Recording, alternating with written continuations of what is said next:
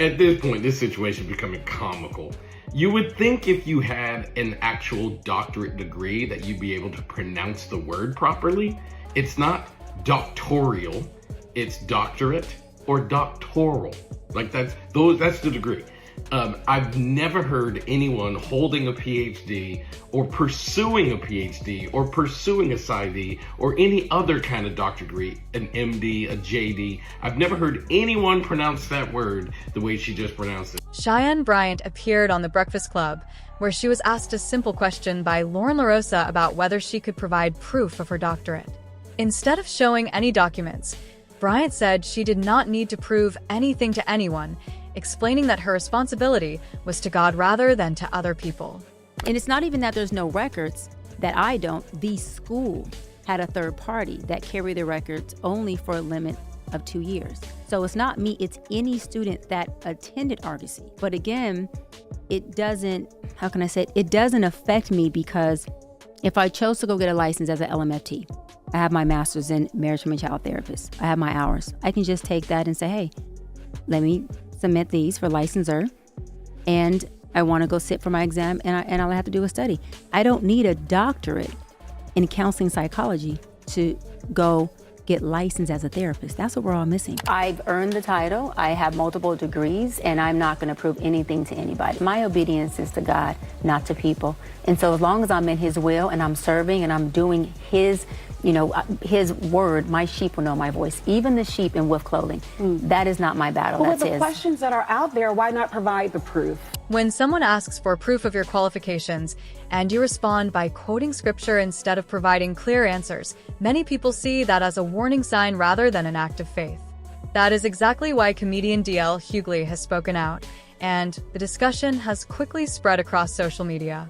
Many people have shared their own experiences in the comments, with some claiming that Black women have trusted Cheyenne Bryant's advice for years without knowing the full story behind her credentials. Cheyenne built a successful public image by placing the title, Doctor, before her name. Over the years, she has held several impressive roles, including serving as president of an NAACP branch in San Pedro for 7 years. She has also worked as a co-producer on MTV's Teen Mom, Family Reunion, and appeared on well-known platforms hosted by Cam Newton, Shannon Sharpe, Joe Budden, Nick Cannon, and even DL Hughley Show. She has co-hosted programs on Fox Soul, been featured by major media outlets, and even ran for mayor of Los Angeles in 2022. Many people believe these achievements helped build trust with clients who reportedly paid hundreds of dollars per hour for counseling. According to Cheyenne, she earned a dual degree from California State University, Northridge, a master's degree from the University of Phoenix, and a doctorate in counseling psychology from Argosy University. While her educational background has become a major topic of debate, critics point out that Argosy University, a for-profit institution, lost its accreditation in 2019 before closing its campuses. This has led many people online to question her professional qualifications and ask for greater transparency about the credentials behind the title she has used throughout her career. I go and look, there is a third party that has the records. Why I contact the third party, that third party only holds records for 2 years. I was past my 2 years. So that means that I had no access to records. And that confused me because people online have said they were still able to obtain their records from closed universities through a third-party vendor called Parchment. So Dr. Bryant, who told you down to Parchment that you couldn't get your paperwork? Because I want them subpoenaed and into court for questioning as well. When people started asking Cheyenne for proof of her education, she explained that her records were lost after the school closed. However, many people question that explanation because school transcripts are usually kept by official record services or state agencies even after a university shuts down. Some former Argosy University graduates shared online that they were able to get their academic records without any trouble through official channels. People also searched ProQuest, a national database that stores dissertations, but they could not find any dissertation under Cheyenne Bryant's name.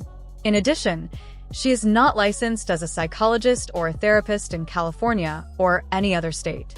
During an interview with Joe Budden, she acknowledged that a professional license is mainly required for those who want to bill insurance companies for their services. When I tell my clients the truth is that in order to bill insurance, I have to diagnose you. And you only get about 6 weeks. In order for me to get 6 more weeks approval, guess what? I have to say that you are slightly improving, but really, not there yet. come on You're now. So if anything happens in the court of law, if anything happens with employment, that is on your record forever. Many people started asking an important question. If someone charges around $300 an hour for therapy, shouldn't they have a valid license and proper qualifications? They wanted clear proof before trusting someone with their mental health. Cheyenne had 2 chances to answer these concerns during interviews, first on The Breakfast Club with Lauren and later on Fox 5 with Marissa Mitchell. However, instead of showing any documents, she did not provide a diploma, transcript, graduation photo, or any other evidence of her education. She continued saying that she was simply following God's guidance and stood by her previous statements. As the debate grew, comedian DL Hughley joined the conversation and publicly questioned her claims, bringing even more attention to the controversy. Look, some of these kids should have ended up in a napkin. Let me just say that. Hilarious. She got 3.5 million followers before someone even asked. Yeah, right. Hey, are you really a doctor? And that's where we like, are. yo, she been out here for 5 years. Ain't nobody asked her. Just watch her in like a month being like, the only way to solve this is to start a school. DL Hughley spoke on a show about an issue that many licensed mental health professionals have quietly discussed for a long time. He said that anyone who works with a person's mind or body should have the proper education, training, and qualifications. He also explained that it is misleading to act as if professional credentials do not matter in the mental health field. Although he never mentioned Cheyenne Bryant by name, many viewers believed they understood who he was referring to. After his comments, more people began sharing their personal experiences online. Several women who said they had paid for sessions described feeling disappointed and emotionally harmed. One anonymous client claimed she spent $300 for a 1-hour session but was simply told that she had a low vibration. She said the conversation triggered her anxiety and PTSD so badly that she had to wait until she could meet with her licensed therapist for proper support. Another client said she was never asked to complete intake forms or answer questions about her mental health history. According to her, the session felt more like a casual conversation with a friend than a professional consultation. She also claimed that much of the meeting focused on Cheyenne's personal relationships instead of the client's concerns. The woman said she had been seeking guidance for PTSD but left feeling even more depressed after being told she was not a high-value woman. As more people shared similar stories on social media, the discussion quickly gained attention and continued to grow. When you suffer from PTSD and you had 2 attempts, you think I wanted to reach out to her looking for platforms? You think I wanted to reach out just for myself? No, I wanted to help, which is what I have now. And suffering from a traumatic brain injury, things look different for me than everybody else. So please don't put your experiences on me. But what I will say, encourage each other and speak up when things go wrong. Don't attack people for speaking up. Encourage people to speak up. More and more Black women began sharing very similar experiences after meeting with Cheyenne. Many said there was no intake process, paperwork, or proper assessment before the session started. Instead, they described sitting on a Zoom call while she talked to them, charged high fees, and used unproven phrases like low vibration, low frequency, or claimed they were not high-value women. These women were looking for real help with trauma, heartbreak, postpartum struggles, and other emotional challenges. Instead of receiving support from a trained mental health professional, they felt they were given personal opinions presented as expert advice. As more stories came out, older clips also resurfaced, including a Fox Soul interview with Tay where Cheyenne called Tor feminine and a softie during a discussion about emotional intelligence.